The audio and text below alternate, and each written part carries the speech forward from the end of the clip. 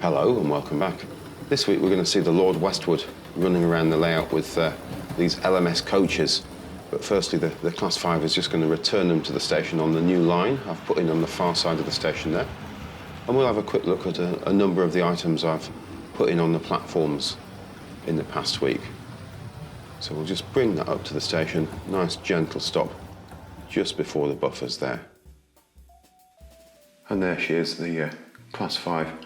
She's been in a number of videos now. We really must change the models around, but it's just a handy set to keep changing, or not changing, checking the point work with. That and the Coronation Scot there.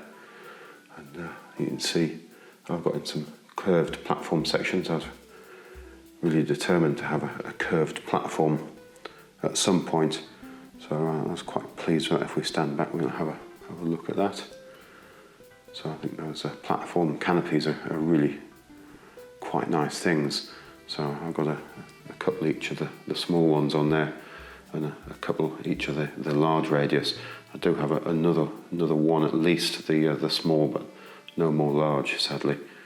So we'll just have a look what else we've done here. So I've got one of those little station halts. I think they're early 80s sort of things. I just got the building. It was just picked up in one of those rummage boxes for a few pennies. Another canopy in here. So you can see we've been relatively busy, and this line, which I was talking about last week, runs in quite nicely, as you've seen. So in a moment we'll get the Lord Westwood and take those coaches away. Now I've chosen Lord Westwood this week because I was watching David Atkins' video, and he was suggesting everybody who had a Hogwarts castle should get it out and give it a run, because they're such fine looking things. But the closest to a Hogwarts castle I have is the Lord Westwood. So you can see I've got a signal box in here, and that just runs in round there really quite nicely down there. So it's all make-believe. I'm sure it doesn't look like a real station. I was considering a platform crane here, but I haven't come across the box I've got it in. Sadly, I've forgotten where I've put it. And also I do have, I just bought before I dismantled the railway, the more modern bridge, platform bridge from the early 70s. I can't remember the model number of it. But on my last layout, I didn't get one of these on the railway at all, because the span between the two platforms was 3 tracks. I just never managed to get one in, sadly. So I do have a number of them. They really are quite wonderful things. They're made in the tens of thousands, I think. And let's see, there's a little bit of wear on that one there, but it's quite nice. I've got these, what I think must be smoke deflectors on the underneath there. And I think I did feature these bridges in a video quite some time ago. I'll leave a link to it. But you can see I've been quite busy, but I did have a bit of a setback. As I remember, I was saying I wanted to get catenary through one of the lines through here, and I confidently said I was going to run that through. So I began to put in some of the catenary, thinking I'll run it through on that sort of outer line there. And you can see I've got the masts in, and I was going to hook that up, and I got all the way through there, and I was just testing the clearances, because this was going to be the problem, getting it inside the platform there. And then I'd hoped to have the masts on the inside, but my previous layout, the platform was straight, so I hadn't come across this problem. So if we look here, we get the clearance there, but it's going to be tight. You see that, how that clips. So it doesn't like that, and I can't get that mast any further away. Whilst it will clear nicely on the straight, it's the curve which is going to kill it. And again, the cab on this locomotive clips really badly as it comes around. Let's see if we can pull this back through there. Not terribly good for the traction tyres, I know. Let's pull that back. So just watch that. There we go. So I think that's just that one locomotive. Many more will clip like that. So I was a little disappointed with that, but these things happen. So I've still got all of that catenary on the outside line, so I developed up this platform a little more here, which I thought was a good idea, so that the electric service can use that platform. Passengers can use the underpass here to the other platforms. So I thought that was quite a nice solution. So if it wasn't going to work there, the catenary masts certainly weren't going to work around this curve on the inside with this overhang of the coaches through the curve here. But I think I had it in mind it would work because of the pictures I'd seen in catalogues. Let's just have a quick look down here at the 1962 catalogue. Let's try and pan down here quite slowly. And here I've got some lovely picture boxes from some of the canopy and platform sections which are available. So I think the curved platforms came along in about 1962, and then these platform sets I think were in the mid 60s and ran through into the early 70s I think. So you would get a platform and a canopy for a small radius curve there, and the large radius curve one, although this one does contain a small radius. Some of these are repurposed box, so you can see the contents there. So I've just whipped out the canopies from these and just left the platform sections in. I have a number of platform sections in the straight section, and you see you get a bench with that. They are really quite pretty boxes, so I thought they might be quite nice to have a look at. As I say, I think these came along in the sort of the mid 60s and into the Hornby period, and I think they were available until the early 70s. I think at some point the supports for the canopies were turned to metal, maybe the late 70s or early 80s. Originally, sometimes they showed up in cream in the catalogue, the supports as well, early on. I do have a couple of cream ones. I don't have any cream, so I don't have enough to do the whole section. I just got 2 or 3 that came in a bag of supports. But see the wonderful platform there, and then you've got the curved section. So it's quite a nice page. So this came along with Super 4 track, although it could be used with Series 3 here. If we just have a read down this list. Large radius curved platform unit fits around the outer edge of Super 4 and Series 3 large radius curves. So some quite useful things. We've got sheets of names there which can be put onto these boards. So I've got a mixture of names. I think the majority of the names on the railway at the moment are Dundee, but I'm wondering whether to make them all the same name perhaps. But I think my confusion about whether I could use the catenary as I'd planned was just mainly came from looking at this picture, or having this picture in mind from leafing through the catalogue. Let's see if we can get further through. Here we go. So through not quite paying attention, you can see the catenary is on the outside edge of that track, isn't it? But for some reason I had thought I was going to get away with that, but you learn these things as you move along, but it's really going to influence what I do, what I had in mind for when we get the Super 4 back down. Just jumping back to the tracks to try and explain myself a little better there, looking at those pictures in the catalogue. So these double tracks, they have centres of it. I think it's approximately 67 centimetres, the way it runs on a geometry. So whilst you can easily have catenary running round curves like that, either with masts, or the later Hornby double gantries work really, really nicely around the curves, as we've seen in earlier videos. It's the station platforms, the combination of the two items, and I hadn't quite thought that through, sadly. So we will abandon the plans to run the catenary through the station for now, because I don't really want to start cutting chunks out of the platforms, although I did cut one on the old layout. I don't know whether you remember it. It was at points number 7. It was the only way I could get the crossover to work in the station, was by lopping a hole out of that one there to get a mast on that side to support the wire before the point in the crossover. But I've got the Coronation Scott back in there, and if we track round here, we'll see whether the catenary, the masts I've put in, I'll take those out, and perhaps I'll develop the catenary instead of into the station around onto the inside line, as we're calling it now. although I don't currently have enough mast bases to work with the System 6 to enable it to run right away around the room.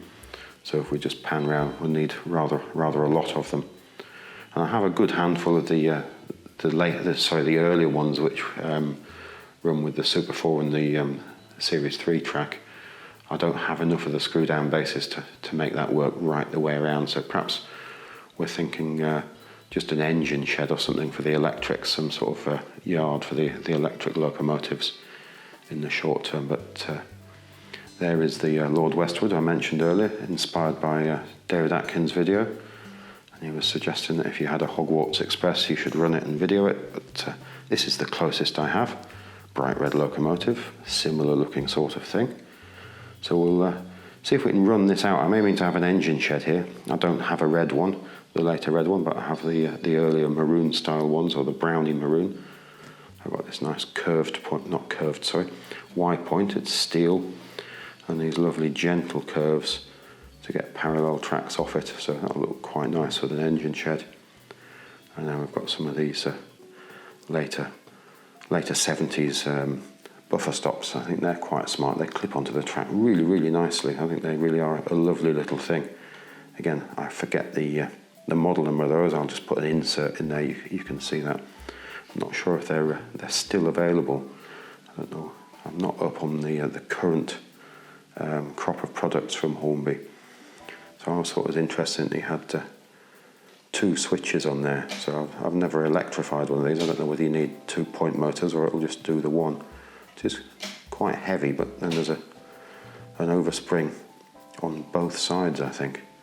I just use these gentle curves, so it all sort of works quite nicely.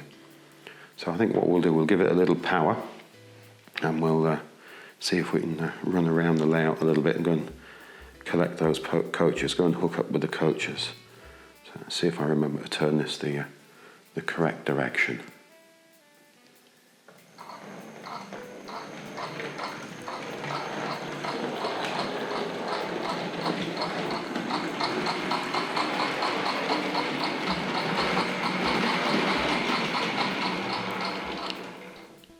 I think we'll just stop that there, and I'm going to swap hands because I'm having trouble turning around and following that around the room. So as you've noticed, she does have the chuff chuff sound, so she is quite a noisy old thing. So we'll just run that further round with the next set of points.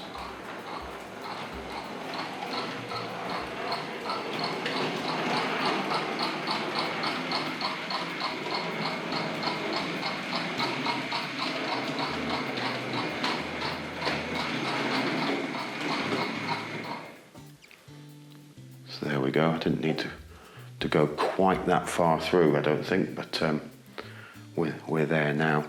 So if I switch a couple of points, just while we're here, I did mention those cream canopy supports earlier on.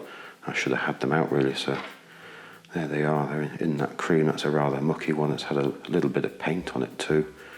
And then there's another one that I made that fix on, putting the wire support in. And I've got one section of this later style canopy. You can see it has the metal supports, so the ends of those don't break off. And I think this is late 70s, early 80s when they went like this. I just got the one of those. So let's attend to the point work here. So we want to go in past the signal box here. So I think it's this point here. Again, we've got no point numbers assigned, so I think that should roll up there, and I do have an isolating section to isolate that class 5, so let's see if we can make that back up through the points and see if we can connect up with the coaches there. Excuse me, I'm looking backwards again. So here we go.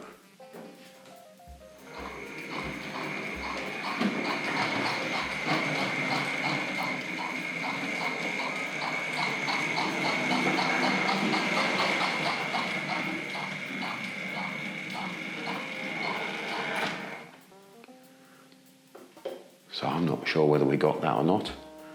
I'm hoping I haven't knocked them too far back into the class 5. Oh, it's looking quite promising. I think we have those. there we can see. Just check we haven't recoupled with that. Ooh, very, very close, wasn't it? So let's see if we can remember to turn this the correct way, and we'll ease her out of the station now.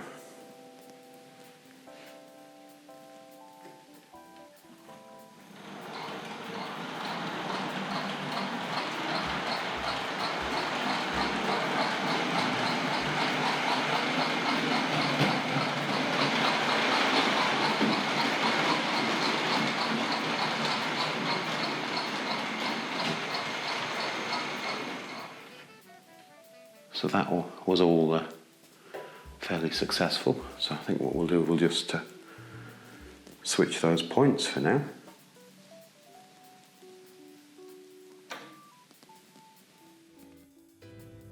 And away she goes. Model number R.765, available between 1973 and 75. Named the Lord Westwood, and the number on the tender is supposed to be the factory telephone number. Now, I believe the model was originally made up as a gimmick or a bit of a joke and presented to the chairman of the company at the time, Lord Westwood himself. So that gives it a bit of interest, doesn't it? A nice bit of history associated with the company. And the model really is just based on the earlier model of the Albert Hall R759, which came along in the 1966. So definitely a Triang model, really, a Triang Hornby model rather than the Hornby Railways one, I suppose. Got a long history. Looking lovely coming along there with that chuff chuff sound, isn't she?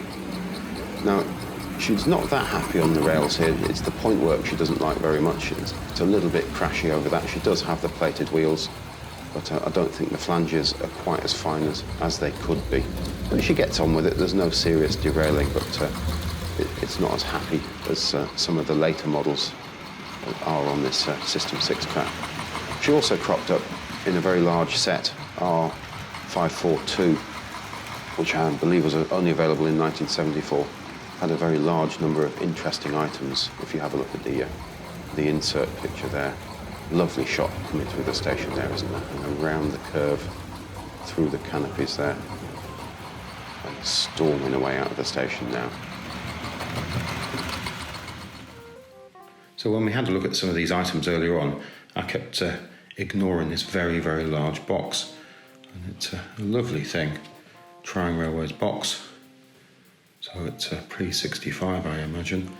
And it has just 6 straight platform units in, R460. So they came along as the Super 4 track arrived, I think, in 62. I think one version or another of these are still in production today. You see this is 2 and 9 each, so that's an interesting price, isn't it? I don't know quite how that converts to the money we currently use here in the UK, but why there was only going to be 6 in a box this size, I'm not quite sure. I've got 3 of those already out on the railway, so there they are. So that's quite an earlyish one. I think that's painted. You see all the infill in the stone detail there. Do we have Triang Railways there, or Triang? Get that the right way up, can't quite see that. Again, looking through the back of the camera, there we go. Triang R460, made in England.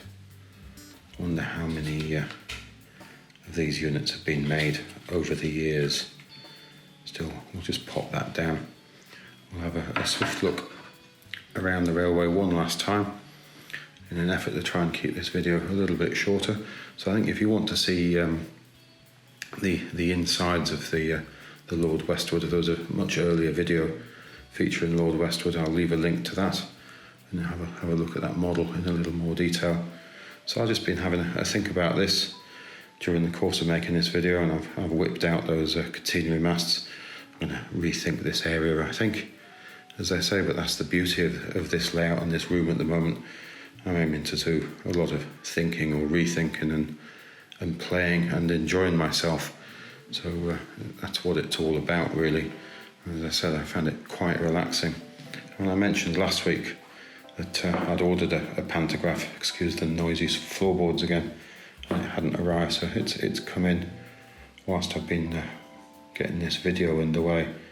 So I don't know whether that's, I don't think it's a new stock or new old stock as they call it. I think this one's been on another locomotive, another model in the past. It comes with those annoying little fixing clips which seem to be designed to go on but not to remove. So I've yet to find a way of removing those from the model which I had the accident with.